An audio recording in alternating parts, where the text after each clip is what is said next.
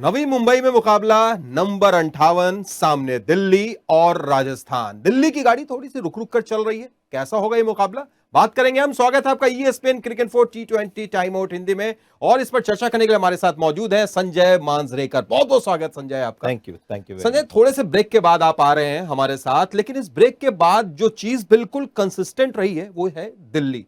अभी तक लगातार 2 मैच दिल्ली नहीं जीत पाई है, एक जीतती है एक हारती है, रुक रुक के चल रही है ये गाड़ी। जी हाँ, लेकिन उम्मीद यही है कि बड़े प्लेयर्स हैं उनके पास और पेस, अगर आप कॉम्बिनेशन देखें तो उसमें क्वालिटी है, स्पिन भी है, लेकिन एक दो प्लेयर्स जो अभी तक फॉर्म में आने चाहिए थे वो अब तक उतने फॉर्म में नहीं है। पृथ्वी शॉ अगर वापस आ जाए तो फिर दिल्ली की गाड़ी मुझे लगता है रुक रुक के फाइनल 4 में आ जाएगी। चलिए, लेकिन यहां पर फाइनल 4 के लिए राजस्थान रॉयल्स की नजरें टिकी हुई हैं, क्योंकि 3 मैच में एक जीत दर्ज करनी है और करीब करीब वो प्लेऑफ में जगह बना लेंगी। इस लिहाजा इस मैच में एक जबरदस्त तरीके से उतरना चाहेगी राजस्थान संजय। पर क्या ओवर डिपेंडेंसी जोस बटलर पर थोड़ी महंगी पड़ सकती है? हिटमैयर इस मुकाबले में नहीं खेलेंगे, पर्सनल रीजन की वजह से वो वेस्ट इंडीज गए हैं, तो उनकी जगह कौन आएगा? कुछ सवाल जरूर इर्द गिर्द घूम रहा होगा राजस्थान के। जब ऑक्शन खत्म हुआ था और जब लोगों ने टीम देखी राजस्थान रॉयल्स की, तो किसी को नहीं लग रहा था कि ये टीम चैंपियन बन सकती है आईपीएल की, या फाइनल 4 में आ सकती है। और इस बार फाइनल 4 में आना भी थोड़ा सा मुश्किल था, 10 टीमें हैं, लेकिन बटलर ने जिस तरह का फॉर्म दिखाया है उसके वजह से बहुत उनको फायदा हुआ है। 2 बार उन्होंने पहले बल्लेबाजी करके 200 के ऊपर रन बनाए, और उसके साथ में शिमरॉन हेटमायर आईपीएल में इतने कभी अपने करियर में कंसिस्टेंट नहीं रहे जो राजस्थान रॉयल्स के लिए वो रहे। और संजू सैमसन, हालांकि बड़ा स्कोर उन्होंने किया नहीं है, लेकिन इंपॉर्टेंट उनकी कंट्रीब्यूशन हमेशा रही है। ऐसे नहीं कि एक बड़ा स्कोर किया और उसके बाद पूरे ठंडे हो गए, तो उनकी भी कंट्रीब्यूशन है। तो टेस्ट यही होगी राजस्थान रॉयल्स की, जब बटलर जल्दी आउट होते तो क्या, और शिमरॉन हेटमायर अगर नहीं खेलेंगे तो वो मुझे लगता है बहुत उनको कमजोर करेगी, क्योंकि वो एक दूसरे प्लेयर थे कि अगर बटलर नहीं तो हेटमायर है, अगर बटलर फेल हुए और हेटमायर नहीं टीम में तो फिर समस्या है। फिर समस्या है, और यही समस्या का समाधान निकालना है संजू सैमसन को। 3 ऑप्शंस नजर आ रहे हैं उनकी जगह। रासी वांदर दुसे हैं, डैरिल मिचेल है, और फिर जिमी नीशम है। आपको क्या लगता है किसे आगे आना चाहिए संजय? मैं हमेशा मानता हूं कि अगर एक प्योर बल्लेबाज आपके पास है, और क्योंकि शिमरॉन हेटमायर एक प्योर बल्लेबाज के रूप में खेल रहे थे, तो फिर आप एक प्योर बल्लेबाज से उनको रिप्लेस कीजिए। डैरिल मिचेल मेरे हिसाब से प्योर बल्लेबाजी उनकी है, थोड़ी सी बॉलिंग मिलेगी आपको राइट आर्म मीडियम पेस, लेकिन जिमी नीशम थोड़े ऑलराउंडर बिट्स एंड पीसेस जैसे प्लेयर है। तो मेरी चॉइस होगी रासी वैंडर डूसन। शायद 3 मैचेस खेले होंगे इस सीजन, अभी तक उन्होंने वो करिश्मा दिखाया नहीं, लेकिन काबिलियत उनमें है। तो अगर उनको बैक करे और अगर उनका फॉर्म दिखाई दे सबको, फिर आपको पता चलेगा कि कितने एक्सेप्शनल ये एक बल्लेबाज है। तो मेरी राय है कि रासी वैंडर डूसन को मौका दिया जाए। बिल्कुल संजय, तो रैसी को मौका मिलता है नहीं, ये देखने वाली बात होगी। दूसरी तरफ अगर गेंदबाजी की बात करें संजय, तो ऐसा लगा है कि राजस्थान की गेंदबाजी ये चहल के इर्द गिर्द है, जो ऑरेंज कैप की रेस में सबसे आगे हैं, 22 विकेट ले चुके हैं। अश्विन अच्छा साथ निभा रहे हैं, पर ट्रेंट बोल्ट थोड़े से वो लय में नहीं है जिसकी उम्मीद की गई थी। कुलदीप सेन और प्रसिद्ध कृष्णा ने प्रभावित जरूर किया है। अगर आप ट्रेंट बॉल का आईपीएल करियर देखें पिछले 4-5 सीजन में, तो ऐसा हमने देखा है कि अगर न्यू बॉल के साथ विकेट निकालते हैं तो फिर ट्रेंट बॉल का फायदा हो जाता है, थोड़ा इंपैक्ट कर जाते हैं। डेथ बॉलिंग में इतने वो रिलायबल नहीं, या मिडिल ओवर्स में नहीं है, तो उनसे मुझे नहीं लगता राजस्थान रॉयल्स ने ज्यादा उम्मीद रखी होगी। अगर वो इतने इंपॉर्टेंट बॉलर होते तो मुंबई इंडियंस उनके लिए बिल्कुल दावा लगाती है ऑक्शन में। तो उनका परफॉर्मेंस ट्रेंट बॉल का मुझे लगता है जैसे आईपीएल में हमेशा हमने देखा उस तरह का हुआ है। कुलदीप सेन बहुत ही प्रभावित रहे, और 2-3 और इंडियन सीम बॉलर ने बहुत अच्छा परफॉर्मेंस दिखाया, उसमें कुलदीप सेन भी आ जाते हैं। प्रसिद्ध कृष्णा कभी कभी मार पड़ती है उनके जैसे, सबको पड़ती है, लेकिन प्रेशर में ये जरूर अपना रंग दिखाएंगे। जो बात बनी है और जिसकी वजह से राजस्थान रॉयल इस पोजीशन में है पॉइंट्स टेबल में, वो है चहल और अश्विन की जोड़ी। अगर एक इकोनॉमिकल है तो दूसरा विकेट टेकिंग है, तो अगर ये जोड़ी अगर आप इसको सेपरेट कर दो, फिर उतना प्रभाव टीम में आपको देखने को नहीं मिलेगा। तो ये एक खास रहस्य रहा है जिसके वजह से राजस्थान रॉयल्स का इतना रॉयल परफॉर्मेंस रहा है। दूसरी तरफ अगर हम दिल्ली की बात करें, जिसकी गाड़ी ये रुक रुक कर चल रही है, जैसे हमने शुरू में बात की कि अभी भी लगातार 2 मैच ये टीम नहीं जीती है, पर अब आपको लगातार जीतना पड़ेगा, क्योंकि अगर आप यहां से हारते हैं तो शायद आपके आगे के दरवाजे भी बंद हो जाएंगे।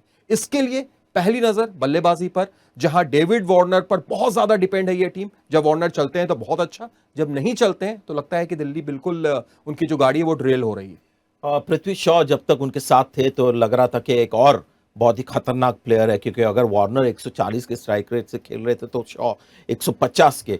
ऋषभ पंत को रन बनाने होंगे, थोड़ी कंसिस्टेंसी लानी होगी, नहीं तो बैटिंग में कमजोरी दिखाई दे रही है। मिचेल मार्श, जो आईपीएल का एक बड़ा चैलेंज होता है कि आईपीएल में एक फॉरेन प्लेयर को कंफर्टेबल महसूस होना और रिलैक्स हो, कॉन्फिडेंट हो पूरी तरह, उसको थोड़ा सा टाइम लगता है। कई फॉरेन प्लेयर बहुत जल्दी से आईपीएल का प्रेशर हैंडल करते हैं।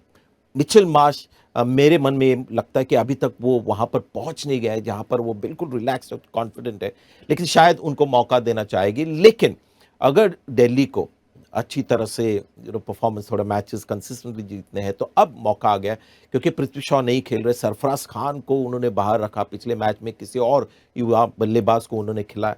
तो जब तक पंत कंट्रीब्यूट नहीं करेंगे, कमजोरी बल्लेबाजी में रहेगी जरूर। गेंदबाजी की अगर बात करें संजय, तो यहां भी दिल्ली की समस्या कमोबेश वैसा ही है। हालांकि आपके पास कुलदीप यादव हैं जो अब तक 18 विकेट ले चुके हैं, 16 विकेट लेने वाले खलील अहमद भी हैं, पर खलील तो कंसिस्टेंट है। कुलदीप यादव के साथ एक समस्या देखने में आ रही है कि एक मैच में तो वो 3-4 विकेट ले लेते हैं, अगले मैच में विकेट भी नहीं और रन भी बहुत ज्यादा। और उसका कारण एक ही है, बहुत ही सिंपल कारण है कि ये जो उनकी नेचुरल जो काबिलियत है वो ऐसी है कुलदीप यादव की, और उस पर उनको वर्क करना होगा। जब उनको मार पड़ती है और बहुत महंगे साबित होते थे, ऐसा नहीं होता कि उन्होंने खराब गेंदबाजी की है, अच्छी गेंदों पे फिर छक्के लगते हैं। जब अच्छी गेंदों पे विकेट मिलते हैं तो फिर उनको 3 या 4 या बहुत ही इंपैक्ट वो परफॉर्मेंस कर जाते हैं। तो इसका कारण यही है कि थोड़ा धीमा वो गेंदबाजी करते हैं, और इसीलिए हमेशा एक कहते हैं ना, एक गैम्बल रहेंगे टीम के लिए। और इसीलिए जब इंडियन टीम की बात होती है तो ये बड़े दावेदार नहीं होते, क्योंकि चहल भी विकेट निकालते हैं, लेकिन चहल का ग्राफ ऊपर नीचे इकोनॉमी में इतना नहीं जाता जितना कुलदीप यादव का जाता है। तो अगर कुलदीप यादव अपने फिटनेस पे वर्क करे, थोड़ा फ्लाइट, जो जैसे शेन वॉर्न फ्लाइट करते थे लेकिन उनके फ्लाइट में थोड़ा सा दम था, यानी बॉल गिर के बहुत जोर से निकलती है, अगर इस एक नेचुरल जो उनमें लिमिटेशन उस पर वर्क करे तो फिर कुलदीप यादव आप ज्यादा कंसिस्टेंट पाएंगे इकोनॉमी को लेकर। और जैसा आपने पहले कहा कि शार्दुल ठाकुर की बल्लेबाजी, गेंदबाजी में भी अब तक प्रभावित उन्होंने नहीं किया है, 9 विकेटें ही लिए उन्होंने और इकोनॉमी भी 10 से ज्यादा की रही है। पिछले मैच में हमने देखा कि मुस्तफिजुर की जगह नौकियो को मौका मिला, तो क्या ये आप नौकियो को एक और चांस देंगे, या मुस्तफिजुर जैसी कसी हुई गेंदबाजी कर रहे थे, किफायती गेंदबाजी कर रहे थे, वो ज्यादा बेहतर विकल्प? नाइंसाफी लगी मुझे मुस्तफिजुर को बाहर रखा, लेकिन आंड्रिक नौके का जो ट्रैक रिकॉर्ड है आईपीएल में पिछले 2 सीजन के लिए दिल्ली के लिए, तो कहीं ना कहीं उनको लग रहा होगा कि इनको वापस चांस देते हैं और देखते हैं कि फिर से वही वो क्षमता वो दिखाते हैं या नहीं। आईपीएल में एक बहुत अजीब चीज होती है कि आउट ऑफ फॉर्म सडनली चले जाते हैं स्टार प्लेयर्स, चाहे वो बैटर्स हो या बॉलर्स हो, और फिर फ्रेंचाइज को प्रॉब्लम हो जाता है, अब क्या करें। तो मुस्तफिजुर को बाहर शायद इसीलिए रखा होगा कि नौके का फॉर्म वापस आया है या देखने के लिए, क्योंकि पैट कमिंस बाहर रखने के बाद वापस फॉर्म में आए, वरुण चक्रवर्ती ने वही करके दिखाया, तो शायद ये रणनीति हो। लेकिन जब प्रेशर सिचुएशन हो, जब पता है कि ये मैच हमें जीतना ही है, तो मुस्तफिजुर को ही आंड्रिक नौके के पहले खिलाना होगा करंट फॉर्म को लेकर। बिल्कुल। और दूसरी तरफ एक के जो बैटल है वो सबको पता है कि जॉस बटलर पर नजर रहेगी, पर संजय एक बड़ा दिलचस्प आंकड़ा है, Jos Buttler versus Mitchell Marsh. सोच रहे होंगे मैं मिचेल मार्श का नाम क्यों ले रहा हूं, 2 मुकाबले 2 बार आउट किया है मिचेल मार्श ने बटलर को, और अब तक बटलर 4 गेंदों का सामना करने के बाद खाता नहीं खोल पाए मार्श के खिलाफ। ये बहुत ही अच्छा एक मैचअप का एक जो होता है डेटा आता है, और वो आजकल टीम कोचेस बहुत करीब से देखते हैं। पिछले मैच में 3 ओवर किए मिचेल मार्श ने, उसके पहले ज्यादा गेंदबाजी नहीं कर रहे, तो यहाँ पर मौका है, क्योंकि पिछले मैच में 3 ओवर्स के ऐसे नहीं कि बहुत ही इकोनॉमिकल रहे, 34 रन शायद उन्होंने 3 ओवर में दिए। लेकिन अगर मैचअप इतना तगड़ा है तो फिर जॉस बटलर के खिलाफ जो भी थोड़ा पेस निकालता है, जिस तरह से मिचेल मार्श करते, उनको कामयाबी मिल सकती है। चलिए कामयाबी देखेंगे। और चलते चलते संजय, आपकी सटीक भविष्यवाणी अक्सर हमने देखा है, राजस्थान दिल्ली पड़ रहा किसका भारी? मैं दिल्ली के साथ जाऊंगा, क्योंकि अब प्रेशर बढ़ रहा है, तो फिर यहां पर आपको बैक करना होगा तगड़े जो प्लेयर्स हैं उनके टीम में उनको। बहुत बहुत शुक्रिया संजय हमारे साथ जुड़ने के लिए, तमाम बातचीत के लिए। तो फिलहाल ये spin cricket 4 T20 time out Hindi में इतना ही, फिर होगी आपसे मुलाकात, दीजिए इजाजत।